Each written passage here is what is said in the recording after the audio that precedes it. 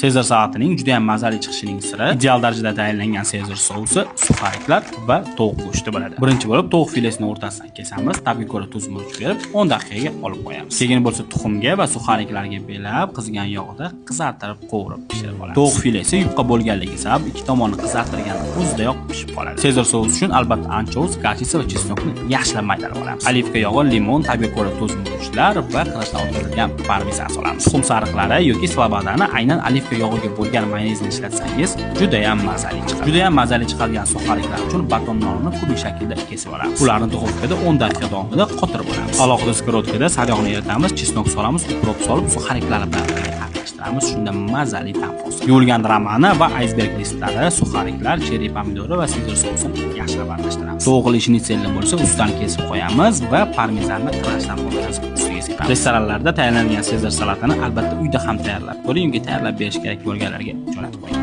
Avtorskiy salat retseptlarim ichidan eng mazalisini bugun sizlar bilan birga tayyorlaymiz. Birinchi tozalangan tovuq filesini ikkiga bo'lib olamiz. Tuz, ravorlar berib, skоворodkada ikki tomonni qizartirib, qovurib pishirib olamiz. Pishib sovib olgan tovuq filesini kubik shaklda to'g'raymiz va unga qirg'ichdan o'tkazilgan mozzarella pishloqni solamiz. Eng muhimi jonliqlarni o'zligi qo'lligida so'yishadigan tabiiy ziravorlar va tabiiy dudlash usulidan foydalanadigan Aizon kompaniyasidan indeykalarni kubik shaklda to'g'raymiz va massamizga qo'shamiz. Mayonez va plavli sir qo'shamiz. Bu massani aralashtirib olib qo'yamiz. Keyin bo'lsa avokadolarni xuddi shunaqa qilib kesib chiqamiz. Ustiga qo'yamiz. Ustidan bo'lsa aralashtirib olgan massamizni qo'yib, koptok shakliga keltirib olamiz. Keyin bo'lsa pomidorlarni kesib olamiz. Tayyor pesta sousimizni pomidorlarga qo'shib, tuz murch berib aralashtiramiz va talinkaga tortamiz. Birinchi bo'lib pomidorlar, rukola va ustidan avokadoli koptokchamizni qo'yamiz. Ko'rib turganlaridek, bayram ustoli uchun juda ham chiroyli va eng muhimi juda ham mazali bo'lgan salatimiz ham tayyor bo'ladi. Yana ko'proq retseptlar uchun albatta layklar bilan qo'llab-quvvatlang va bu videoni tayyorlab berish kerak bo'lgan eng yaqiningizga jo'natib qo'ying.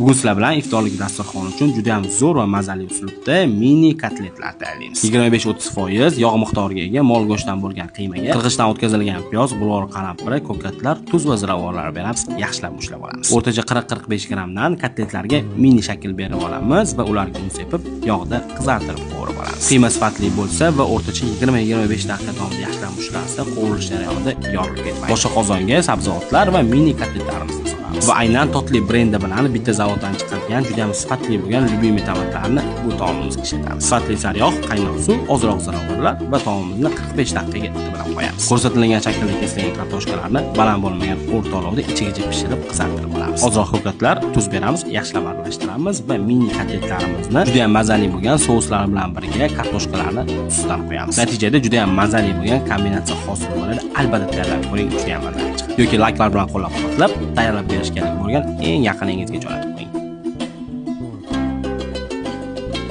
Saharlik va iftorlik uchun juda ham foydali, hazmi yengil, kepakli, go'shtli non tayyorlaymiz. Oliy navli va kepakli unga suv solamiz, chalaroq qilib xamir qoramiz. Xamirga 15 daqiqa dam beramiz. Keyin bo'lsa olivka yog'i, svejiy dro'ji, tuz va shakar solamiz. Xamir qorishni oxirga yetkazib qo'yamiz. Xamirni dumaloq shaklga keltirib olamiz va xona haroratida usti yopiq holda yana 30 daqiqa dam beramiz. Mol go'shtining qiymasiga may to'g'ralgan bulg'or qalampiri, ko'katlar, tuz va ziravorlar solamiz va o'zimiz ishlatib kelayotgan totli tomatlardan solib yaxshilab aralashtiramiz. Totli tomati go'shtga ozroq nordonroq pomidor mazasini beradi. Bu non ichida bo'lsa albatta juda ham mazali bo'ladi. Tinib olgan xamirni maxsus idishga yoki listga solib, xuddi ko'rsatilgan shaklda qiymalarni orasiga qo'yib chiqamiz. Qiymalarni bir xil yoyib chiqib, xamirning ustiga qirg'ichdan o'tkazilgan mozzarella pishloqni qo'yamiz. 30-35 daqiqa davomida 180 gradus haroratda nonlarimizni pishirib olamiz. Muqaddas Ramazon oyida shunga o'xshagan foydali va oson retseptlar ko'proq chiqarishga harakat qilamiz. Layklar bilan qo'llab-quvvatlasangiz juda ham xursand bo'lamiz. Bu nonni albatta tayyorlab ko'ring yoki tayyorlab berish kerak bo'lgan eng yaqiningizga jo'natib qo'ying.